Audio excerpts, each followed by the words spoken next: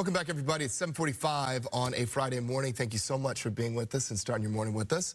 So the holiday season can be such a wonderful time, right? A time of generosity, a time of connection, also a time of extraordinary joy. But for millions of people, it can also be a really challenging time of year. People who don't have a circle of family and friends around them, people who are struggling in so many ways. There have been many studies showing that depression rates rise during the holidays. So the question is, what can you out there do to help?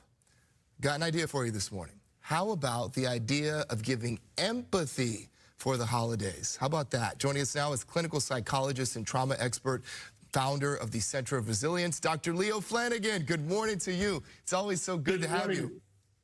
Great to be here again, Melvin. Good morning to you and the team.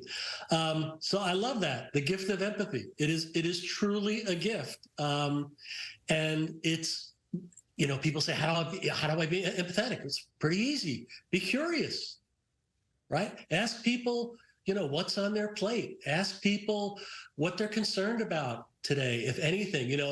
Given the holidays, it might be something to do with celebration, but for a lot of people, it's going to be the lack of a celebration, the lack of, as you said, a group to join. So this empathy is really a tremendous gift to people who are feeling disconnected or alone, or as you just mentioned, some people are very connected, but their depression rises during the holiday season for many reasons. So empathy is a great gift, and by the way, it gives back. Yes. Neurologically, when you give empathy to somebody, they find a way to return it. And so you start this really wonderful cycle of just people benefiting each other and feeling understood. And I think that's something everybody really values these days, is the sense that somebody appreciates who I am and what it's like to be me as best as they can understand it. That's so true. People want to feel like they are seen, they want to feel like they're heard, and they want to feel like they matter. And also, too, during this time, to be aware of other people, to be aware that other people might be going through different things than you. And just because there's so much glitter and glamour and hot cocoa and Santa and all these joyful things, it's not that way for everybody. There's people that are dealing with deaths, that are dealing with illness, that are dealing with loneliness, depression. This could be a time of year where maybe somebody really close to you in your life passed away, and it's not the happiest of times. Yeah, first time without a parent, a brother, is maybe especially difficult.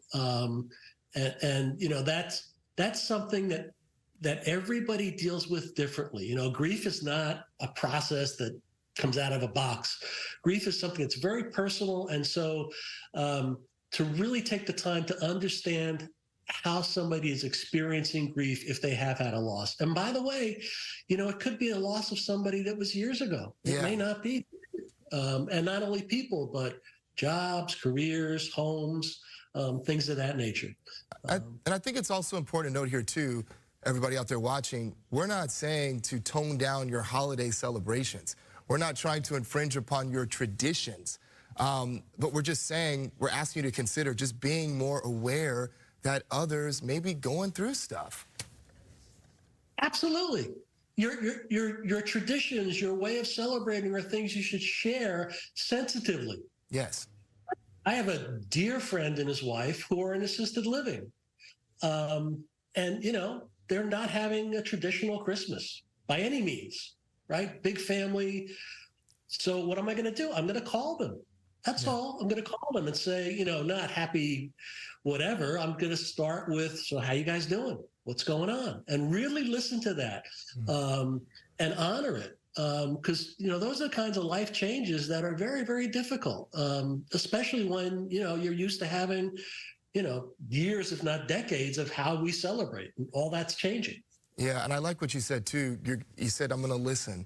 You're going to hold the space for that person. I think sometimes it can be a scary thing when you know that somebody's going through a big change in life, or you know that someone's experiencing loss, and you may have the intent to reach out or to offer support, but then you get scared because you're like, I don't know what to say, and it feels icky, or maybe it feels a little bit awkward. But it's okay just to say, hey, I'm thinking of you. Even if it's more comfortable to send a text, right, or just to pick up the phone, how are you doing? Is there anything that I can do for you, right? right. And you know what? It's okay to be awkward. Yeah. Sometimes it's okay to People, not say the right thing. it's much better not to say the right thing than to say nothing. Yes. Right. Yes. So call me and say something awkward still means that you took the time to call me. Yeah. And it's about connection. It's not about getting it right or prescribed. And for a lot of people, as you're saying, starting with Happy Hanukkah is not, if you know them, may not be the way to go. It may be, is this a tough situation for you, particularly with all the things that are going on in the world? But the other thing I'd like to say, Melvin, is that a lot of people say, on social media, Happy Hanukkah for those who observe it. Well, I have a different point of view. Mm-hmm. Hanukkah is a celebration of light triumphing over darkness. Christmas is a similar light triumphing over darkness. Kwanzaa is a celebration of light triumphing over darkness. So why don't all of us observe these holidays in that sense? And all of us take an opportunity to say, hey, I happen to be Catholic. I don't really fully understand Hanukkah. What's it like? What's it mean to you? How do you celebrate? Do you celebrate? And just all of us observe all these three holidays that historically there have been miracles and that have created lightness in the world. That's a way to help people get through that melancholy or real depression. Thank you so much for being with us as always. And I think it's a great point too, to own the awkwardness. And, I believe in that to pick up the phone and say, hey, I don't know that I'm going to get this right, but I just want you to know that I'm thinking about you right now, and you're in my heart, and I'm praying for you. So thank you very much, as always, for being with us. Thank you for your insights. We'll talk to you soon. Thank you, Melvin. Thank you so much. And we'll be right back, everybody. Stay with us. We'll see you in just a little bit.